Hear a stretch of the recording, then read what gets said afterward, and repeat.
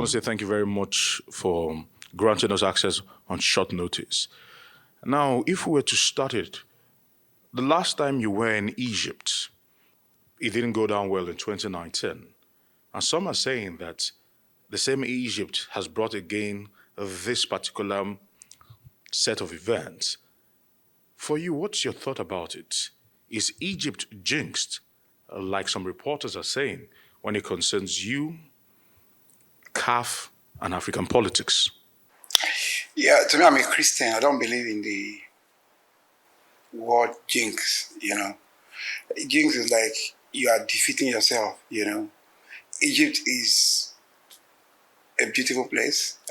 I'm not going to, it's a place that even aside football, you want to go on vacation, beautiful cities, aquatic cities like Luxor, Sharm el Sheikh. I mean, so I don't want to believe that anywhere in the world that there is anyone can be jinxed. I'm a Christian. I believe in spirituality. I believe in the gospel of God. The gospel of the Bible. Sorry, and I'm guided by it. So you say whatever happened to me personally can be seen as spiritual. And because really and truly, I can say that I prepared 100% for this journey. I took it upon myself to travel the length and breadth of the continent. I did about 34, 35 countries. I had solid assurances. 24 hours to the election, I could count a minimum of 44 to 48 votes. Then, like, what happened is politics. Man proposes, God disposes. But sometimes what looks like an obstacle in your path can actually be a gift to move you in a different direction. If you look at, I think that was a quote from Jane Lee Logan, what looks like an obstacle in your path can actually be a new direction. A stumbling block rather can also be like a stepping stone to a greater future. So naturally I would feel bad. The first 3 hours I felt bad, I felt betrayed, but I had to brace myself. And in the Bible, you must always forgive and move on. And 1 Thessalonians 5:18, it says, in everything give thanks to God Almighty. And like I said, I always say it, Romans 8:28, everything working together for good for those that love God. I love God. And God knows why I did what he did. Because when you're 100% sure and suddenly something happens, it's either God is speaking to you in a language you will not understand today, but in the future you understand why God did what he did. So I don't want to blame anybody. I've moved on. I'm happy. I came home yesterday. My wife prepared a lavish dinner for me. We had good family time. We went to jog together yesterday. This morning we were in the gym together. I'm fine. I'm going to the office now.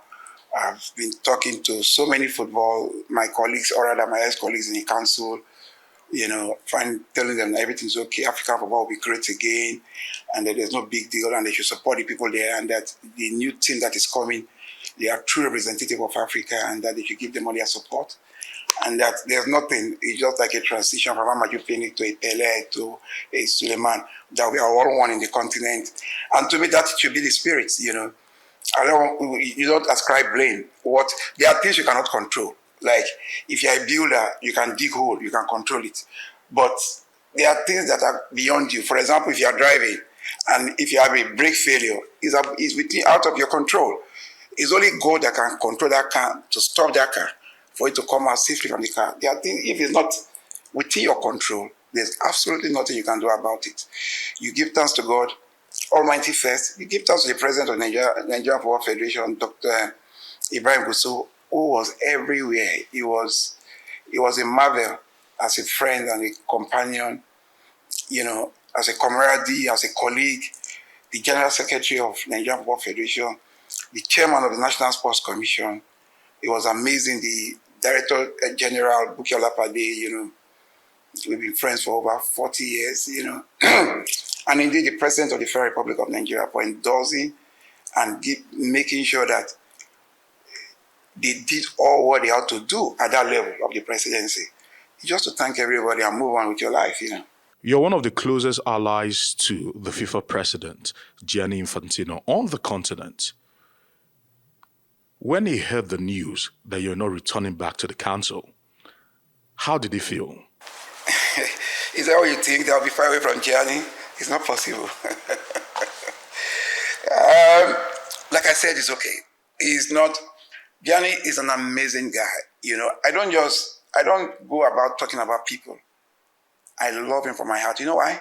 He loves Africa. Gianni loves his continent. He feels his continent. We have a wonderful relationship. We have a very, very wonderful relationship.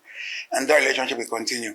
How he felt, he will not ventilate it because the entire Africa is his constituency. The entire world is his constituency. But I know what he mentioned to me in my ear. And I think I'll leave it at that. I'm proud of our relationship. I'm really and truly proud. And Patrice, too, is such an amazing guy. He's a wonderful guy. He's a role model. And our relationship, we have spoken a couple of times, so after the elections, and we're in touch, which is very important. And I can tell you, they know my value. That I can tell you for free. All right, help us capture the raw emotions. How did you feel afterwards? How did you take that particular result, having understood that you had canvassed the continent, campaigning heavily for this? How did you feel about it? Naturally, I will not be excited that I lost the election. Naturally, you feel very bad, which I did for the first 2-3 hours. But when I thought about it, I went to my Bible, read 1 or 2 scriptures, and it was like if a heavy burden has been taken off my shoulder. I've been on the road. In the course of going to Djibouti, going to Tanzania, Uganda, Mauritius, Botswana, Zimbabwe, all those places. Assuming the plane crashed, assuming anything has happened. So you give thanks to God. So as I said, like so the heavy burden.